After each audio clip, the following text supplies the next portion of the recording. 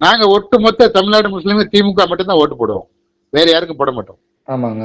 அடிமையா இருக்கிறவங்க சிந்திக்க மாட்டாங்க. யாரு யாரு அடிமை நாங்க அடிமை கிடையாது. வணக்கம், நான் என் பேர் ஜாபர் கான். உங்களுக்கு ஏதோ ஒரு விவாதம் நடத்த சொன்னீங்களா, ஆனா இடம் பேர் போடலையே. அதாவதுங்க, அந்த விவாதம் நடத்துறதுக்கு உள்ள இடம் வந்து மேல் விசாரத்துக்கும் கீழ் விசாரத்துக்கும் சென்டர்ல வச்சிருந்தாங்க. சரி. போலீஸ் வந்து பெர்மிஷன் கொடுக்கல.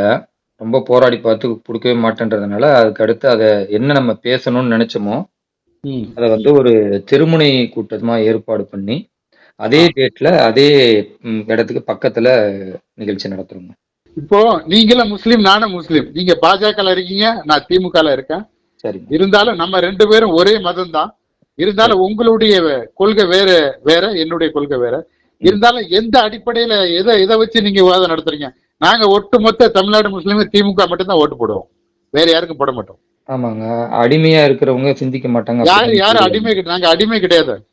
சிந்திக்கிறவங்க இல்ல இல்ல நீங்க மட்டுமே பேசணும்னு நினைச்சீங்கன்னா நீங்க பேசுங்க, ஒரு 5 நிமிஷம் கேட்டுட்டு கட் பண்ணிக்கிறேன். இல்ல எதிர்த்தரப்போ பேசுறத கேட்கணும்ன்ற மனநிலை இருந்துச்சுன்னா கேட்கணும். ஏன்னா பெரும்பாலும் நம்ம முஸ்லிம்கள் மனநிலை எப்படி ஆக்கிட்டாங்கன்னா, தான் பேசுவதை மட்டும் எல்லோரும் கேட்கணும், அடுத்தவங்க என்ன பேசுவாங்கன்ற கருத்தை கேட்கவே கூடாதுன்ற மனநிலை இருக்கிறதுனாலதான் ஒதுங்கி இருக்கிறோங்க. நான் தான் சொல்லணுங்க. அதாவது முஸ்லிம்கள் எல்லாமே திமுகவுக்கு தான் ஓட்டு போடுவாங்க அப்படின்ற மனநிலை இருக்கு இல்லையா? ஆமா. 19 முஸ்லிம்கள் கலைஞர் ஆட்சியில படுகொலை செய்யப்பட்டு கொல்லப்பட்டாங்க. இனி திமுக ஆட்சியே வரக்கூடாது, முஸ்லிம்களுக்கு எந்த நீதியும் செலுத்தல அப்படின்னு அன்னைக்கு உருவானது தமிழ்நாடு முஸ்லிம் முன்னேற்ற கழகம்னு ஒரு கட்சிங்க. சரி. அந்த கட்சிய இவர்கள் தீவிரவாதிகள் அப்படின்னு சட்டமன்றத்திலே கலைஞருடைய முதல்வரா இருக்கும் போது ஆல்ரெடி அருணா பேசினாரு.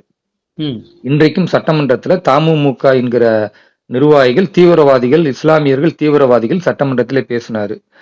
அதனால இஸ்லாமியர்களை தீவிரவாதிகள்னு பேசி 19 முஸ்லிம்கள் படுகொலை செய்யப்பட்டதுக்கு ஒரே ஒரு நபரை கூட திமுக ஆட்சியில் தண்டிக்கப்படாம, அதுல யாரு வந்து முஸ்லிம்களை கொல்லுவதற்கு காரணமா காவல்துறை அதிகாரிகள் இருந்தார்கள்னு முஸ்லிம்கள் தரப்புல குற்றச்சாட்டுப்பட்டதோ அவர்கள் எல்லாருக்கும் உயர் பதவி கொடுத்து அழகு பார்த்தவர் கலைஞர்.